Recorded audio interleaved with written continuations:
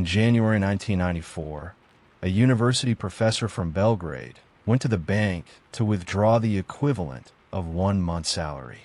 When he reached the counter, the clerk pushed over a stack of banknotes, so high it barely fit in his bag.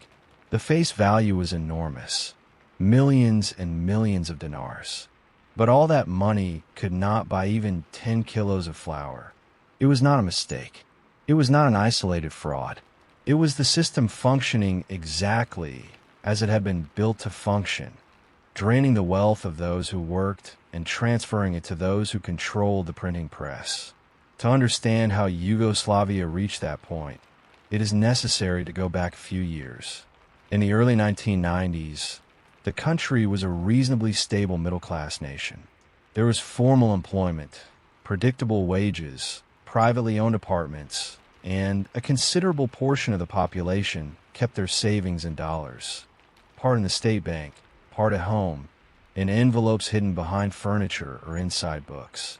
It was a habit inherited from previous generations who had already seen local currencies weaken.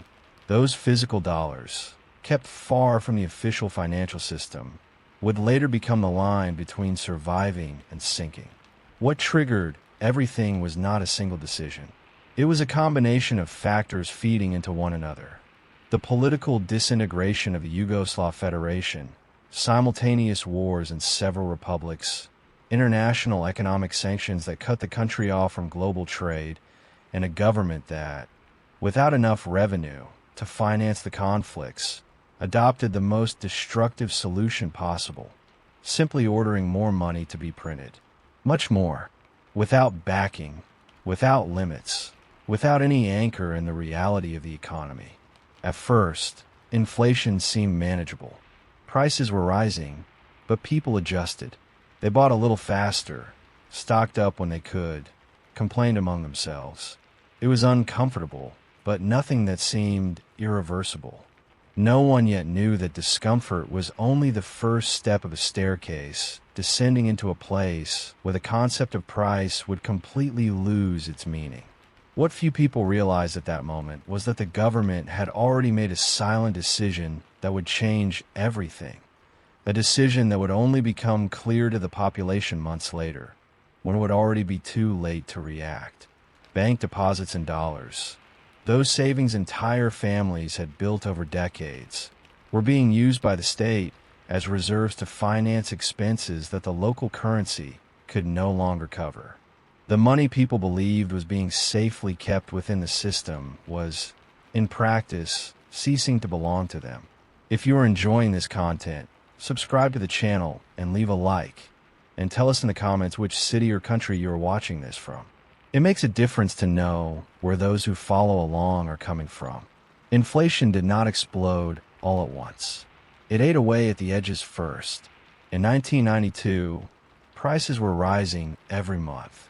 In 1993, they began rising every week, then every day, until the moment arrived when a product cost one price in the morning and a completely different one in the afternoon, and merchants began writing prices in pencil, because it made no sense at all to print labels that would be wrong before the day was even over. Bakeries, butcher shops, pharmacies, all operating in total improvisation, trying to calculate in real time how much that paper was still worth at that exact moment of the day. The salary of an ordinary worker, which at the beginning of the year was enough to pay rent, food, and still have something left over, kept shrinking in a brutal and constant way. Not because the nominal value fell. In fact, the numbers on paychecks only kept growing. The problem was that those numbers were losing meaning faster than they were being paid. Someone who got paid on the first day of the month and waited until the 15th to shop discovered that they had lost a large part of their purchasing power just in that delay. Saving money in dinars had become a direct synonym for losing money while nothing apparently happened around you. It was in this scenario that the behavior of the population changed in a radical and silent way. People stopped thinking in terms of price and began thinking in terms of time. How long will this money still be worth something? Those who received their wages rushed to spend before the currency melted between their fingers. Markets became crowded on payday mornings. Lines formed not because of immediate scarcity, but because of fear of what would come afterward. And that fear, in this case, was completely rational. It was not a rational panic, but an accurate reading of a reality that worsened every week that passed without a solution. In the middle of this silent collapse, something unexpected began happening in the streets and informal markets. Certain goods stopped being merely products and began functioning as money. Coffee, cooking oil, cigarettes, and fuel circulated in direct exchanges among ordinary people. Whoever had access to these items could negotiate, pay for services, settle financial obligations. Whoever depended exclusively on dinars was increasingly pushed to the margins of everything.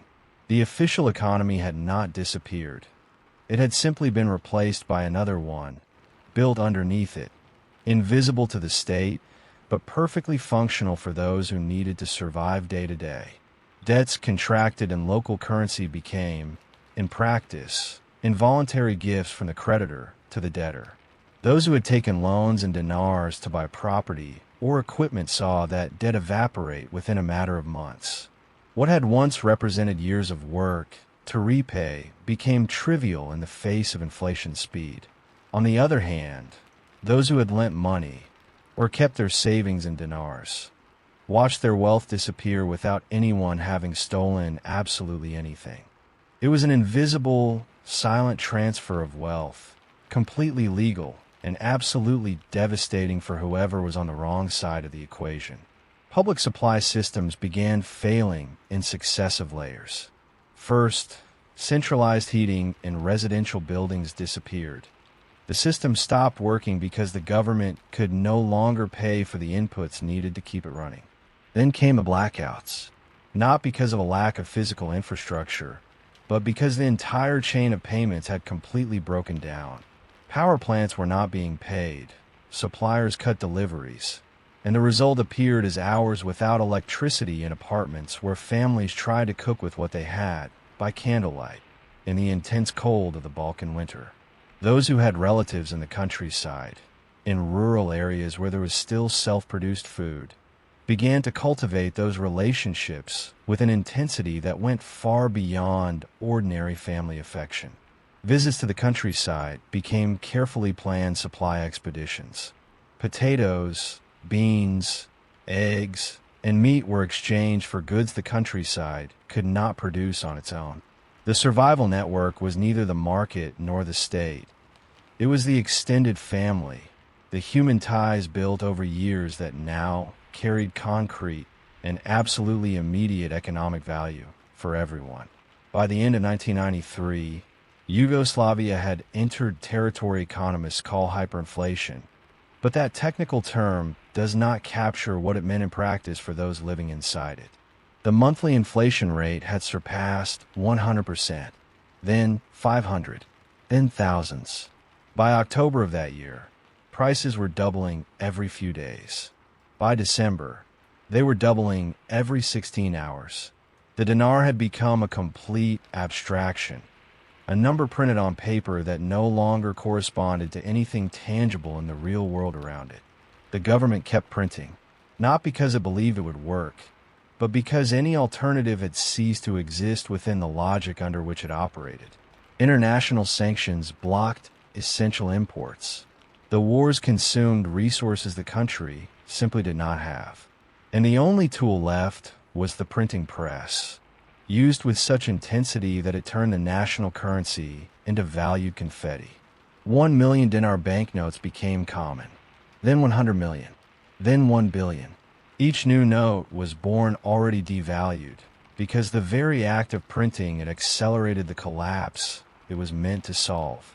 It was at this point that something disturbing became visible to anyone who stopped to observe carefully. The banking system had become a silent trap. The dollar deposits that families had entrusted to state banks over the years, life savings stored with the conviction that they would be safe inside a formal institution, were frozen. The government had restricted withdrawals, claiming the need to preserve reserves. In practice, That money had financed expenditures no one had authorized, and families trying to recover their savings were given devalued dinars instead of dollars. The exchange was mathematically a confiscation. Meanwhile, those who had kept dollars at home, inside envelopes, hidden in places only the family knew, were living a completely different reality. Those same physical dollars, which had once seemed like nothing more than an exaggerated precaution by distrustful people, had become the only asset that retained real value. With $100 in cash, a family could buy on the black market what it needed for entire weeks. With the same amount in dinars, it could buy nothing worth mentioning. The line between doing well and doing badly was not determined by how much one had worked. It was determined by exactly where one had kept the money. The black market had grown to the point that, for most of the population, it had effectively become the main market. In the streets, at building entrances, through networks of acquaintances, transactions happened in dollars, in German marks, and in physical goods. The state had lost its monopoly over the real economy. Taxes were not being paid because there was no functional tax base. State companies operated in an administrative void. Public services beyond the absolutely basic had simply stopped. The country functioned in two parallel worlds: the official one, which existed on paper, and the real one, which existed in informal exchanges among people trying to survive until the next month. The older population recognized the pattern with bitter familiarity. Those who had lived through previous crises, or heard stories from parents and grandparents about periods of monetary instability, understood that this was neither an accident nor a temporary phase. It was the predictable consequence of a government that had lost control and chosen to finance that loss with the wealth of those least able to defend their own. The anger existed, but it was a muted anger, without any channel of expression, because the political and military context surrounding everything made any form of civil organization practically unviable at that moment. In January 1994, Yugoslavia's monthly inflation rate was calculated at 313 million%. It is not a number the human brain can easily process. To give some concrete sense of scale, it meant that something costing $1 at the beginning of the month cost $313 million by the end of it. The dinar had completely ceased to be money. It was paper. And within that total collapse, one question began circulating among economists, and even within the corridors of the government itself. Was there still any real way out? Or had the country crossed a point of no return? The answer came from where no one expected. In January 1994, a 70-year-old economist named Dragoslav Avramović was called by the government to do what seemed impossible: stop the hyperinflation that had destroyed the Yugoslav economy in less than 2 years. Avramović was not a politician. He had no ambitions for office. He was a technician with decades of experience in international financial institutions, and his proposal was radically simple: create a new currency anchored to the German mark at a fixed 1-to-1 ratio, and formally commit to stop printing money without real backing. The plan went into effect on January 24, 1994. The new dinar was set to equal exactly 1 German mark. The National Bank was forbidden from issuing currency beyond what foreign exchange reserves could cover. It was a rule change that attacked the root of the problem directly, not the symptoms, not the prices, not the black market, but the mechanism that had fed the collapse from the beginning. And it worked in a way that surprised even those who had designed the plan and understood the difficulties on the ground. Within a few weeks, inflation collapsed abruptly. Prices stabilized. Markets began operating again with some predictability. Salaries regained measurable value the day after they were paid. Products that had disappeared from shelves reappeared. Public heating was restored in part of the buildings. The population, which had spent months operating in a permanent state of economic urgency, felt for the first time in a long while that the ground had stopped sinking. Avramović became, genuinely and spontaneously, the most popular man in the country. But there was one question that the most attentive were already asking in that moment of relief. what had truly changed? International sanctions were still active. The wars continued. The government that had made all the decisions leading to the collapse remained in power, with the same structures, the same interests, and the same mechanisms of political control over the economy. Monetary stability had been technically restored, but the conditions that had destroyed it had not been touched. It was like treating a hemorrhage with a bandage without closing the wound that caused it. For a few months, stability held. The black market shrank. Confidence returned in cautious doses. Avramović continued managing the national bank with technical independence, resisting pressure to finance spending that was not covered by real revenue. It was exactly that resistance that made the plan functional, and it was exactly that resistance that made his continued presence in office increasingly inconvenient for those who needed the printing press to operate again without restrictions. In 1996, Avramović was removed from office. The official justification was vague and unconvincing. The real reason was known to anyone following the political situation.